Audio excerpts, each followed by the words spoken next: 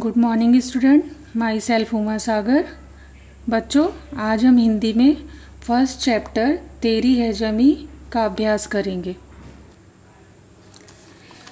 यह एक प्रार्थना गीत है। आप सबने यह प्रार्थना सुनी होगी और स्कूल में भी गाते होंगे। हर एक काव्य का एक कवि होता है, हर एक पाठ का एक लेखक होता है, लेकिन यह प्रार्थना है। प्रार्थना किसी कवि की रचना नहीं है। प्रस्तुत कविता एक प्रार्थना गीत है जिसमें प्रभु की कृतज्ञता मतलब उनका आभार।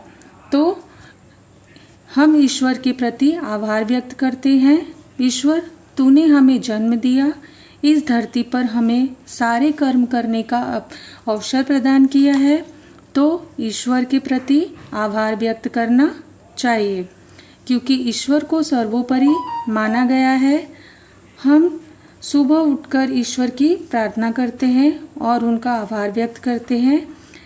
ऐसी ही यह प्रार्थना है जिसमें हम ईश्वर से प्रार्थना करेंगे और क्षमा मांगेंगे।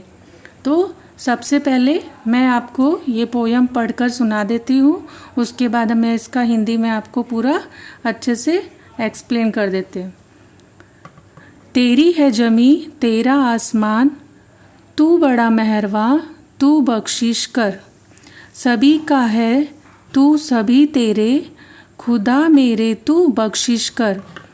तेरी मर्जी से ए मालिक हम इस दुनिया में आए हैं, तेरी रहमत से हम सब ने ये जिस्मो जा पाए हैं। तू अपनी नज़र हम पर रखना, किस हाल में है ये खबर रखना। तेरी है ज़मीं, तू चाहे तो हमें रखे, तू चाहे तो हमें मारे। तेरे आगे झुका के सर खड़े हैं आज हम सारे। ओ सबसे बड़ी ताकत वाले, तू चाहे तो हर आफत टाले। तेरी है ज़मीं। अब इसका हम अच्छे से भावार्थ समझ लेते हैं। सबसे पहले पहली वाली लाइन में आपसे बोला गया है तेरी है ज़मीं तेरा आसमां। ठीक है, तो हे ईश्वर, ये जमी का अर्थ होता है यहाँ पर धरती। तो हे ईश्वर, ये धरती ये आसमान तेरा है, तू बड़ा कृपालु है, तू हमें गलती के लिए माफ़ कर रहा है। हे ईश्वर, हमसे जो भी गलती हो उसे माफ़ करे। ये धरती और आसमान तेरा है, तू हम सबका है, किसी एक का नहीं, और सभी तेरे हैं। तेरे मन में किसी का भेदभाव नहीं है, तू सभी के लिए एक समान है। मेरे ईश्वर, तू हमें हमारी गलतियों के लिए माफ़ कर। हे ईश्वर, हम सबका तू मालिक है, हम सबका तू स्वामी है। तेरी ही मर्जी से ही तो हम सब इस दुनिया में आए हैं, तेरी मर्जी से ही तो हम यह जिंदा हैं। तू ही है, तू ही सर्वशक्तिमान है, और तू तेरा ही सब दिया हुआ है। रहमत। अब यहाँ पर नीचे की लाइन में हम आते हैं जहाँ पर लिखा है तेरी रहमत से हम सब ने। अभी यहाँ पर रहमत का अर्थ है दया। यहाँ पर आपको इस लाइन में ये बताया जा रहा है, हे ईश्वर, तेरी दया से ही हम सब ने यह शरीर और जान पाई है, तो इस दुनिया में हम तेरी कृपा से आए हैं। हे प्रभु, तू अपनी नज़र हम पर रखना, हम किस हाल में हैं यह ध्यान रखना। जैसे हमारे माता पिता हम पर नज़र रखते हैं, जैसे हम घर में स्कूल से देर से आते हैं तो हमारे माता पिता चिंतित हो जाते हैं, वह सदैव हम पर नज़र रखते हैं, वैसे पूरे विश्व के पालनकर्ता ईश्वर हैं। वह किस हाल में है, खुश है, दुखी है, ध्यान रखना।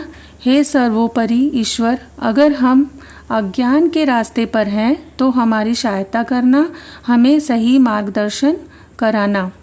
इसके बाद नीचे की लाइन में आएंगे, तू चाहे तो हमें रखे, तू चाहे तो हमें मारे। तेरे आगे झुका के सर खड़े हैं आज हम सारे। ओ सबसे बड़ी ताकत वाले, तू चाहे तो हर आफत टाले। हे ईश्वर, तेरा दिया हुआ ये जीवन है, हमारा तेरी दी हुई धरती पर रहते हैं, तेरा पूरा अधिकार है। तू चाहे तो जीवित रख और तू चाहे तो हमें मार दे। अगर हमसे कोई भूल हो तो तू हमें मार भी सकता है और माफ़ भी कर सकता है। हम सब आपके सामने सर झुकाकर खड़े हैं। हमसे जो भी गलती हुई हो आप हमें माफ़ कर दें या मार डालें। हम आपकी शरण में हैं, सर झुकाकर खड़े हैं। हे ईश्वर, तू सर्वशक्तिमान है, सबसे बड़ा ताकत वाला है। तू चाहे तो हर मुसीबत को टाल सकता है। हे ईश्वर, तू बहुत ही बड़ा कृपालु है। तू हमें हमारी गलतियों के लिए माफ़ भी कर सकता है और मार भी सकता है, लेकिन तू तो सबसे बड़ा दयालु है। तू अपने बच्चों को माफ़ कर देगा। तो ये काव्य में कवि ने यह सिखाया है कि हम ईश्वर से अपनी गलतियों के लिए माफ़ी मांगे, क्योंकि ईश्वर सर्वशक्तिमान है।